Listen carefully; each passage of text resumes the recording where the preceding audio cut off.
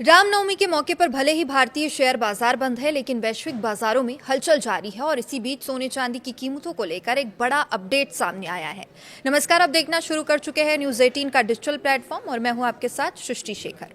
तो सोमवार को भारी गिरावट के बाद मंगलवार और बुधवार को गोल्ड और सिल्वर में तेज रिकवरी देखने को मिली थी, लेकिन अब गुरुवार को अंतर्राष्ट्रीय बाजारों में फिर दबाव की खबर आ रही है।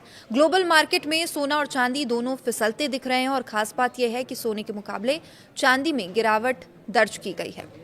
ऐसे में बड़ा सवाल यह है कि जब शुक्रवार को भारतीय बाजार खुलेंगे तो क्या सोने चांदी के दाम फिर से गिर सकते हैं।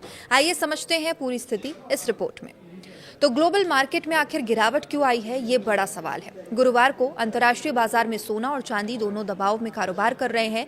ग्लोबल मार्केट में स्पॉट गोल्ड लगभग $4,453 प्रति औंस पर ट्रेड कर रहा है, वहीं चांदी करीब $69 प्रति औंस के स्तर पर कारोबार कर रही है। हालांकि गिरावट दोनों धातुओं में है, लेकिन चांदी में ज्यादा कमजोरी देखने को मिल रही है। चांदी की कीमतों में करीब 2.5% से ज्यादा की गिरावट दर्ज की गई है, वहीं सोना 1% से ज्यादा टूटकर कारोबार करता दिख रहा है।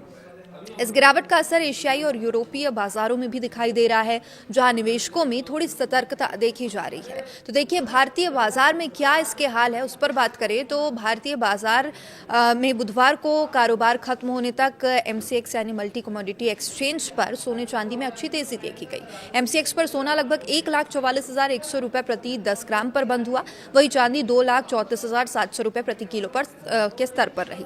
बुधवार को सोने में करीब 3.7% की तेजी दर्ज की गई और जबकि चांदी में लगभग 4.8% की उछाल देखने को मिली।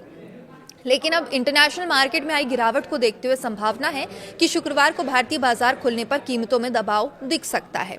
इस हफ्ते कैसे ये जो ट्रेंड है वो बदला, अगर उस पर बात करें तो दरअसल इस हफ्ते सोने चांदी में के दामों में जबरदस्त उतार चढ़ाव देखने को मिला है। सोमवार को दोनों धातुओं में बड़ी गिरावट दर्ज की गई। चांदी गिरकर करीब 1,99,000 रुपए प्रति किलो तक पहुंच गई, वहीं सोना 10% से ज्यादा टूटकर 1,30,000 रुपए प्रति 10 ग्राम के नीचे फिसल गया था। इसके बाद मंगलवार और गुरुवार को बाजार में तेज रिकवरी भी देखने को मिली, लेकिन गुरुवार को एक बार फिर ग्लोबल मार्केट में कमजोरी के संकेत मिल रहे हैं।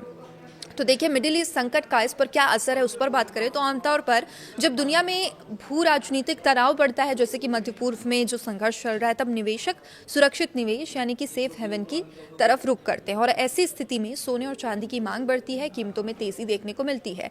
लेकिन फिलहाल बाजार में मुनाफा वसूली और उतार चढ़ाव की वजह से कीमतों में दबाव बना हुआ है।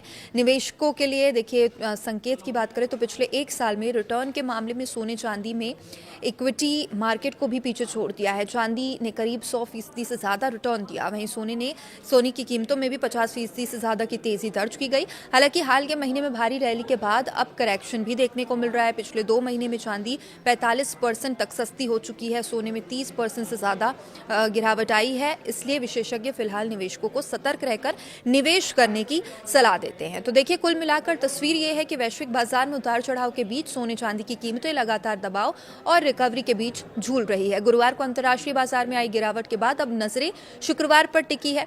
भारतीय बाजार खुलेंगे और तय होगा कि सोने की चांदी की कीमतों का अगला रुख क्या है।